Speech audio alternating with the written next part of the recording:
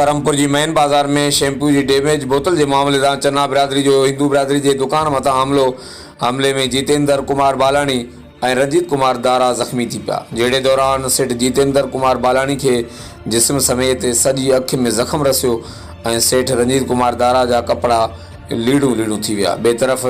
वाक़े खिलाफ़ हिंदू बिरादरी जो बाबूलाल मंधाण, जितेंद्र कुमार बालानी, रंजीत कुमार दारा, राजकुमार और ॿियनि जी अॻुवाणी में करमपुर थाणे अॻियां एहतिजाज कंदे चयो त शैम्पू जी डैमेज बोतल के मामले तां चन्ना बिरादरी के माण्हू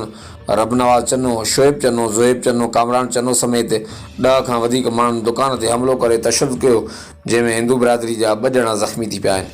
हिंदू बिरादरी के माण्हुनि चयो त असां सां नाइंसाफ़ी आहे, वस वारा वाक़े जो नोटिस वठी इंसाफ़ ॾियारीनि। ॿिए तरफ़ करमपुर पुलिस वाक़े की एनसी दाख़िल करे जांच शुरू करे ॾिनी। वाक़े के हवाले से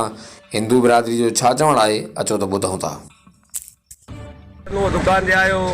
नंढी ॻाल्हि ते सम्झायूं पिया, लही करे दुकान तो गाड़ी ने चए कंजर जा पुट हो,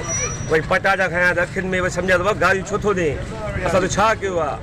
हिकु ठोशो ॿियो ठोशो उन झले जा मथां थको आहे, वॾो पुटु शोएब आहे, वरी शोएब पुटु आयो वरी जा भाइट आया हे मुंहिंजे भाई वारनि जा लटा फाड़िया अथई, कुटियो अथई, असांखे कुटियो अथई,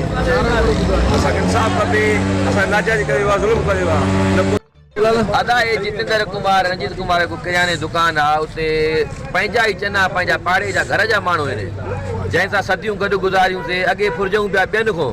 हाणे घर जा माण्हू जंहिंसां ईदां बि गॾु मल्हायूंसीं, होलियूं बि गॾु मल्हायूंसीं, उहे माण्हू 10 माण्हू अची करे असांजे मथां 10 ॼणा हिननि जी अखि ज़रे गॾु वञी आख़िरी हालत ॾिसूं था। हीउ ज़ुल्म मां ॿियो छा आहे? आख़िर याद हिकारू कुटको ॾियो, जान छॾायूं, हलिया वञूं, बाक़ी रोज़ थोरो थोरो था कुटियो, हिकारू जान छॾायो, असांखे कुटको भलो ॾियो, सिधो सो ज़ुल्म मां पंहिंजे घर जा भाती जो असां विढ़नि त बचियो छा, बाक़ी ॿाहिरियां बि फुरियूं वञनि, बचियो छा आहे असांजे लाइ हिते, बाक़ी तव्हां सम्झायो भाउ, तव्हां मुस्लमान सभु ॿाहिरि आहियो, तव्हां ॿुधायो।